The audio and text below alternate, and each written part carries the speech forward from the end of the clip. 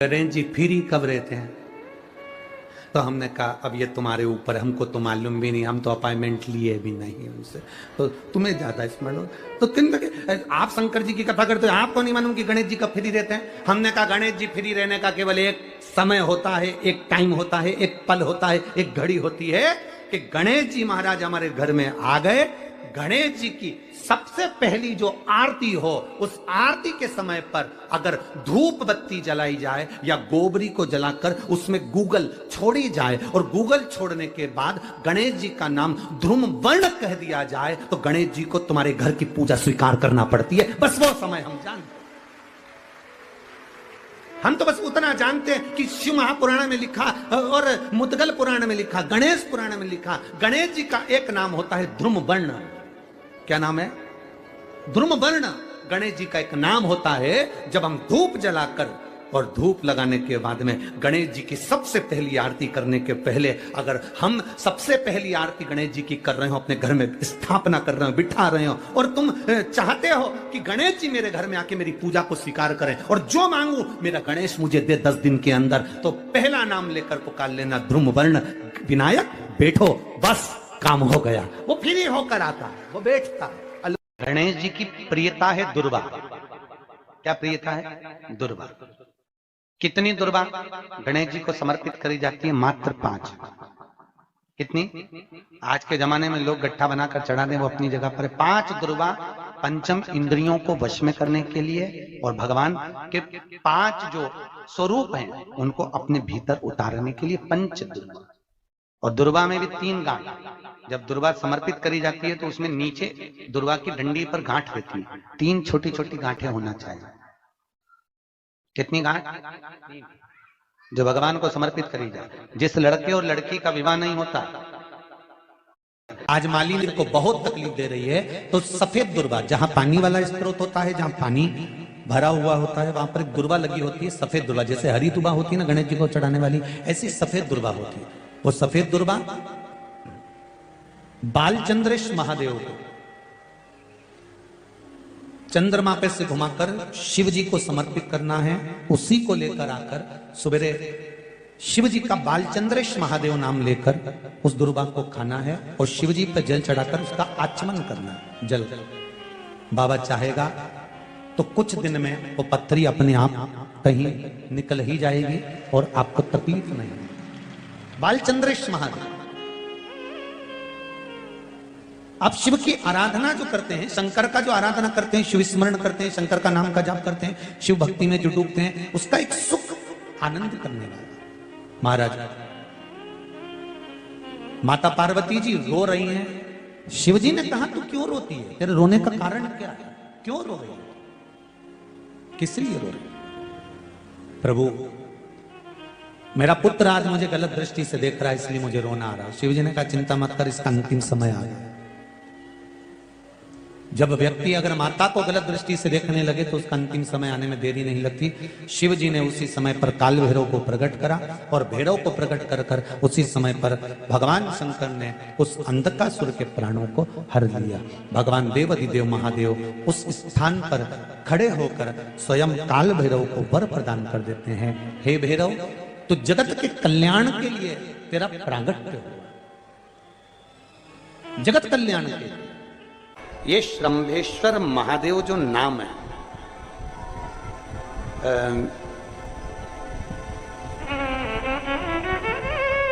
भगवान शंकर ने सारे 33 कोटि देवताओं को अपने अंदर समाहित कर कर ये रूप रखा था श्रंभ पक्षी। 33 कोटि। मान लो आपके ग्रह अनुकूल नहीं चल रहे हो, कोई कह दे कि मंगल बेकार है, कोई कहे शनि बेकार है, कोई कहे रवि बेकार है, कोई कहे बुध बेकार है, कोई के गुरु बेकार है, कोई के शनि बेकार, कोई के ये बेकार, कोई के तुम्हारा ग्रह बेकार चल रहा है, तुम्हारी किस्मत बेकार चल रही है, तुम्हारा भाग्य बेकार चल रहा है।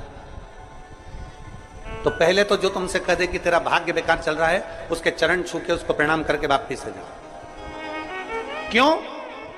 जिसने पृथ्वी पर जन्म दिया, जिसने नेत्र दिए, मुख दिया, हाथ दिए, पांव दिए, पूरा शरीर दिया, सारी इंद्रियां दी, रहने को घर दिया, खाने को अन्न दिया, अगर कोई तुमसे कहे कि तेरा भाग्य बेकार चल रहा है तो पहले तो उसको प्रणाम कर कर वापिस आ जाओ। एक शब्द में मत सुनो, वापिस आ जाओ।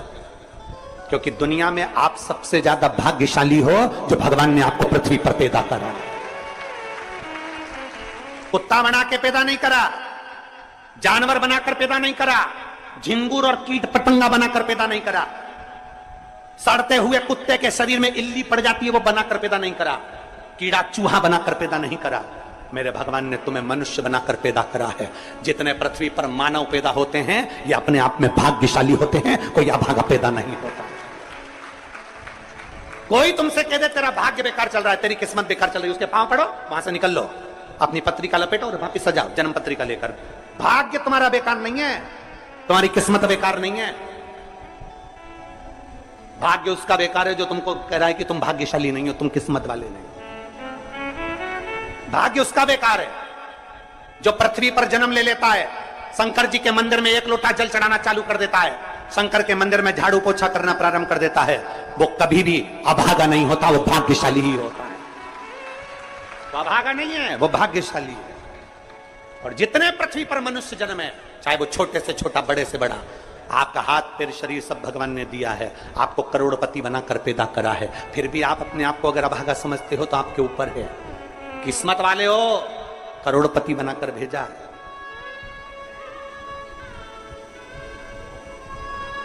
कुत्ता 1000, 10,000, 20,000, 25,000, 50,000 में बिकता है। तुम्हें तो भगवान ने 2-2 किडनी दिए, अभी बेचिए 20-20 लाख में, यूं बिक जाएगी। भगवान ने नेत्र दिए 50-50 लाख में, अभी बिक जाए 5 लाख में। एक एक शरीर भगवान ने कीमत वाला बनाकर भेजा है।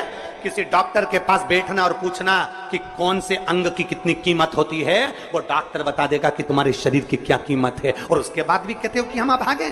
बताने वाला कह देता कि तुम भाग्यहीन हो, तुम भाग्यशाली नहीं हो, तुम किस्मत वाले नहीं हो। वहां से पत्रिका उठा चल दो, कहते मेरे बाबा ने मुझे भाग्यशाली बनाकर भेजा है। और अपने हाथ में वो बल होता है कि आप स्वयं इतनी मेहनत कर कर आगे बढ़ सकते हो कि अपने आप किस्मत वाले बन सकते हो।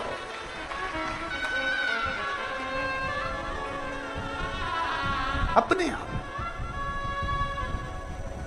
और हम तो बाबा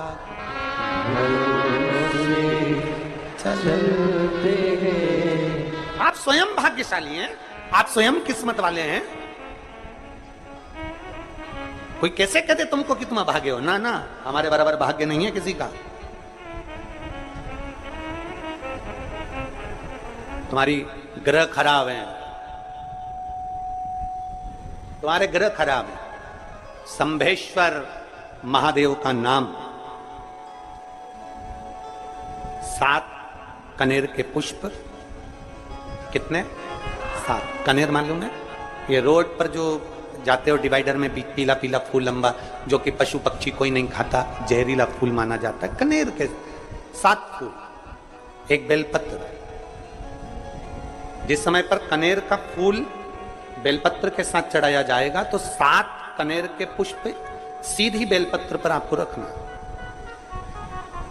2-3 प्रदोष कर कर देखना। अगर कोई आपसे कहे कि आपका भाग्य ठीक नहीं चल रहा, आपकी किस्मत ठीक नहीं चल रही, आपके ग्रह ठीक नहीं चल रहा है, आप भाग्यशाली नहीं हो, पहले तुम वहां से उठ जाओ। उसके बाद में देवाधिदेव महादेव के पास 7 कनेर के पुष्प एक बेलपत्र में रखकर नंदीश्वर के पास में बैठकर श्री शिवाय नमस्तुभ्यम बोलकर अशोक सुंदरी वाली जगह पर स्पर्श कराकर भगवान शंकर पर 7 फूल के साथ बेलपत्री की डंडी अशोक सुंदरी की साइड हो, ऐसा स्मरण करते हुए शिव को समर्पित कर दे। वही बेलपत्री 5 बार नमः शिवाय या पंचाक्षर मंत्र, षडाक्षर मंत्र या श्री शिवाय नमस्तुभ्यम बोलकर वही बेलपत्री 3 प्रदोष, 4 प्रदोष, 5 प्रदोष, 2 प्रदोष, जितने प्रदोष आप चढ़ा रहे हैं प्रदोष काल में, वो बेलपत्री लाकर अपने कक्ष में अपने पूजन वाले स्थान पर रखते जाओ। एक बेलपत्री एक प्रदोष पर लाओगे, अगला प्रदोष आएगा, कितना अंतर पड़ता है आपके भाग्य बदलने में, आपको खुद मालूम पड़ जाएगा कि आपकी किस्मत कैसे बदल गई। मेहनत आपको करना है, परिश्रम आपको करना है, लगन आपको लगाना है, और बेलपत्री और कनेर का पुष्प शिव को चढ़ाना। तो जो चतुर्थी का पूजन करने वाली होती है, जो चतुर्थी का नियम व्रत धारण करने वाली होती है, बड़ी बड़ी चतुर्थियां करती हैं या उसका नियम धारण करती हैं, तो चतुर्थी का जो पूजन करती है वो किस चीज के लिए?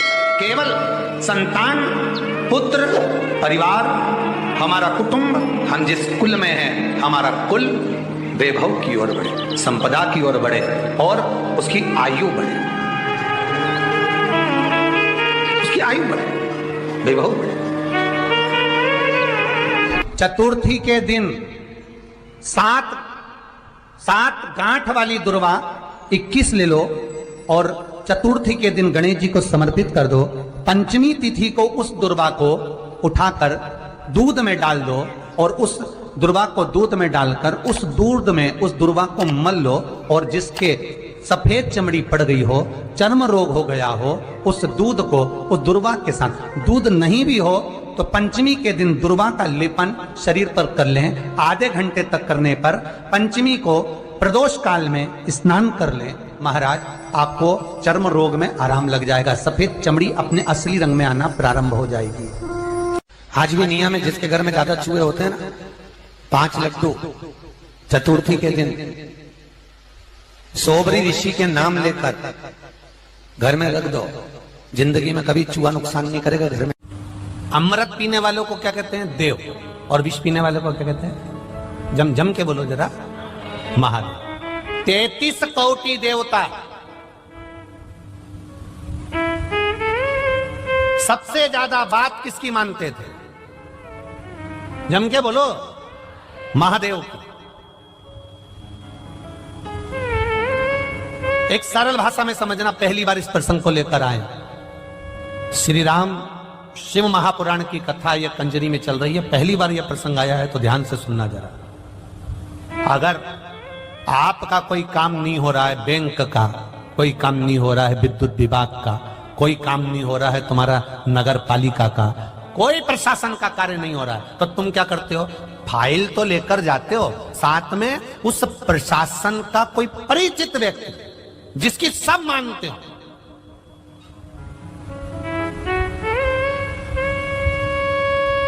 जिसकी सब सुनते हो।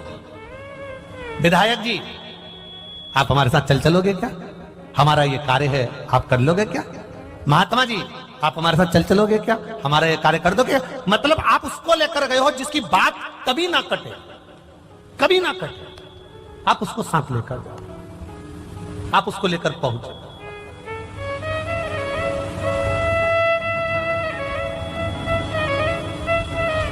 बबीता बेन, जिसका प्रश्न है हालोल से, जिन्होंने सीहोर मैसेज करा है, बबीता बेन हालोल वाली, कि हम भगवान के पास में अपना काम करवाना है तो भगवान के पास जाएं तो हम क्या लेकर जाएं? जैसे कोई विधायक को ले जाता है, कोई अध्यक्ष को ले जाता है, कोई किसी को साथ ले जाता है तो प्रशासन का कार्य हो जाता है, हम किसको लेकर जाएं? अरे भाई, हमारे सनातन धर्म में तो पहले से कहा गया है कि मंदिर जाओ तो श्रीफल लेकर जाओ। क्या लेकर जाओ? श्रीफल। श्रीफल किसका प्रतीक है? अरे बोलो तो जम के, श्रीफल किसका प्रतीक है? देवाधिदेव महादेव का। शंकर जी के भी 3 नेत्र हैं तो श्रीफल में भी, आज जाकर श्रीफल की जटा को निकाल कर देखना, उसमें 3 नेत्र मिलेंगे। शिव जी की भी जटा है तो श्रीफल की भी जटा है। शंकर भगवान को कहते हैं कर्पूर गौरम करुणाव तारम। शंकर भगवान का बाहर का स्वरूप देखोगे तो कठोर मिलेगा, भीतर से मेरा महादेव सबके लिए अमृत देकर विष पीने वाला बेटा है, वो सबके लिए निर्मल है। इसलिए श्रीफल भी ऊपर से कठोर, अंदर से नर्म है। उसको कहते हैं महामृत्युंजय, रोग को हरने वाला। तो श्रीफल का पानी, नारियल का पानी भी रोग का हरण करता है, इसलिए उसको कर्पूर गौरम कहा जाता है। शिव के 3 नेत्र हैं, श्रीफल के 3 नेत्र हैं। शंकर की जटा है, श्रीफल की जटा है। क्यों हनुमान मंदिर में, क्यों राम मंदिर में, क्यों शिव मंदिर में, क्यों सारे देवी देवता के मंदिर में, संपूर्ण देवता के मंदिर में, विवाह में, शादी में, उद्यापन में, मंडप में, आदि कादिक, जन्म से लेकर मरता है, मुर्दे को भी लेकर जाते हैं तो शमशान में भी श्रीफल जाता है। उसका कारण केवल इतना सा है, क्योंकि वो शंकर है, तुम्हारे जन्म से लेकर मरे तक तुम्हारा पीछा नहीं छोड़ता है, तुम्हारे साथ रहे।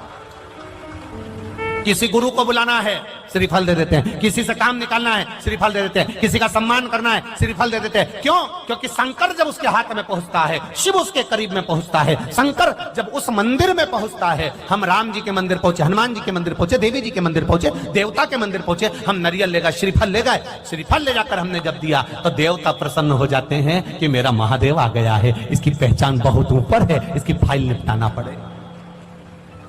मेरा महादेव आया है, इसकी फाइल निपटाना पड़ेगी। लोग कहते हैं उसने एक श्रीफल दिया, काम नहीं पड़ गया, क्योंकि वो श्रीफल नहीं है, वो मेरा देव अधिदेव महादेव है। उसको पहचान नहीं है लोगों को, बस कह दिया नारियल है, श्रीफल है। शंकर जी के मंदिर जाते हो आप लोग? हाथ उठाओ, कौन कौन जाता है जरा? सब जाते हो? रख लो रख लो रख लो, वापिस रख लो रख लो। शिव जी के मंदिर जाते हो? घर से जल लेकर जाते हो? हाथ उठाओ, कौन कौन ले जाता है? सभी लोग ले जा रहे हो ना? हाँ, बहुत जरूरी है घर से लेकर जाना। क्यों लेकर जाना? क्योंकि घर में 10 तरह के लोग रहते हैं, 10 तरह के विचार होते हैं, 10 तरह की बातें होती है, 10 तरह का क्रम होता है। जब हम घर से एक लोटा जल देवाधिदेव महादेव को चढ़ाना प्रारंभ करते हैं, घर का जल, अपने घर का जल जब हम देवाधिदेव महादेव को चढ़ाना प्रारंभ करते हैं, भगवान शिव को देना प्रारंभ करते हैं, तब हमारे घर की बात हम भले महादेव को बताएं चाहे ना बताएं, पर परिंडे में से, हंडे में से, मटके में से एक लोटा जल जब जाता है, हम नहीं बोलते महादेव को, पर महादेव उस जल को देखकर पहचान जाते हैं कि इसकी तकलीफ क्या है। केवल जल देख। आप तो द्वारका के, आप तो गुजरात के निवासी हो, द्वारका जी भी आप ही के पास में है। सुदामा जी भगवान कृष्ण के यहां गए थे, क्या लेकर गए थे? जम के बोलो जरा। चावल।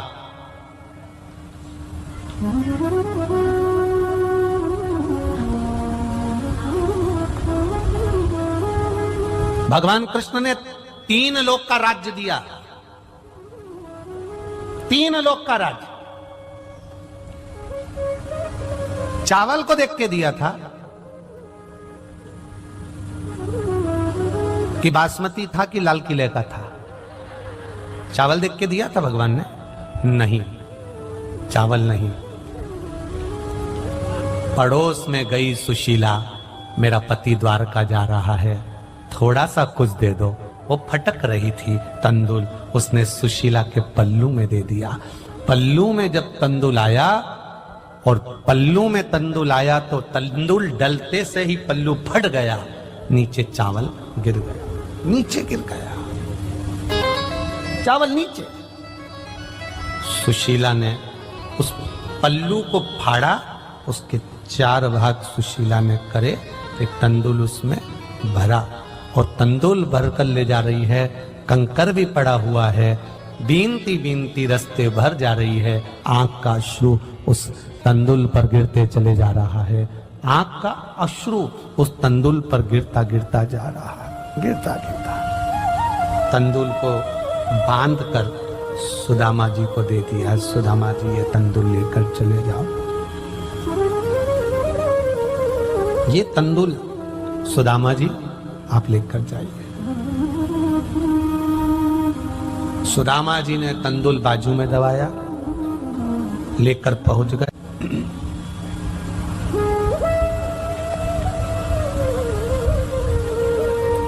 लड्डू 25 दिन का बासी हो। कितने दिन का? 25 दिन का। और उसकी पैकिंग, डब्बा 1 नंबर का हो। के रूप में बचना चाह रहे थे, अखंड अखंड सौभाग्यवती के भाव से, अखंड वैभव के भाव से, अखंड संपदा के भाव से। जैसे 3 चीजें हैं अखंडता में मानी जाती है, एक बेलपत्र, दूसरे नंबर पर अक्षत चावल का दाना, तीसरे नंबर पर शमी का पत्र, अखंडता में माना जाता है। याद रखना।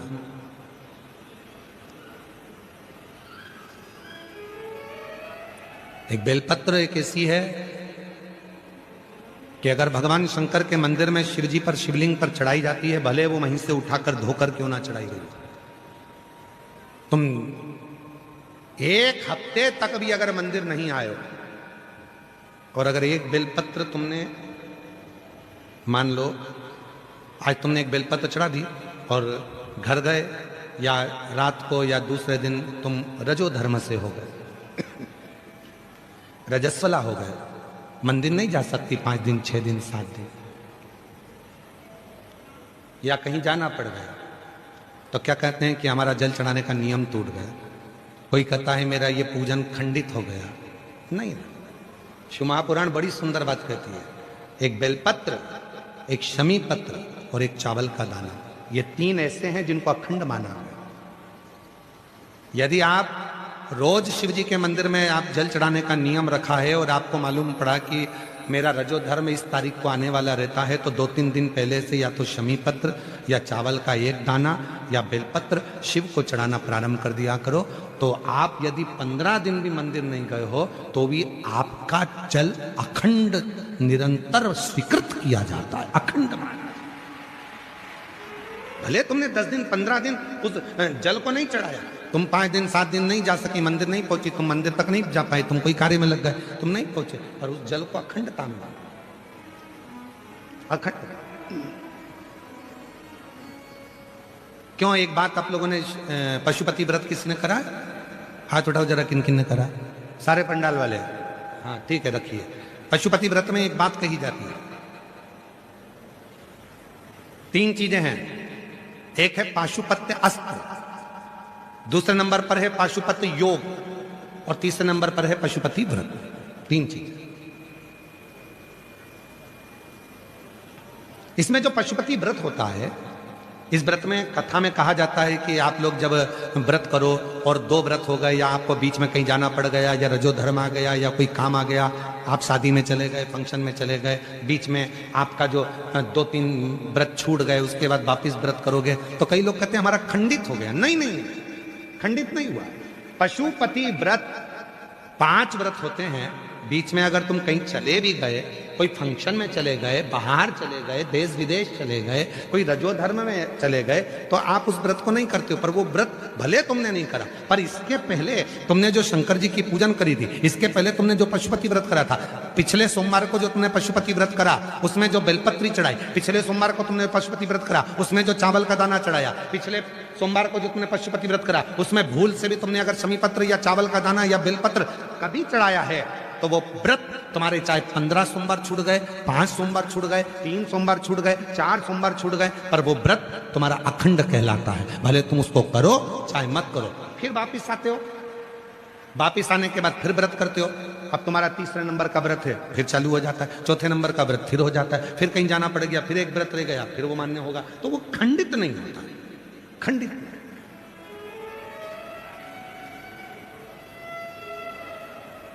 अखंड है।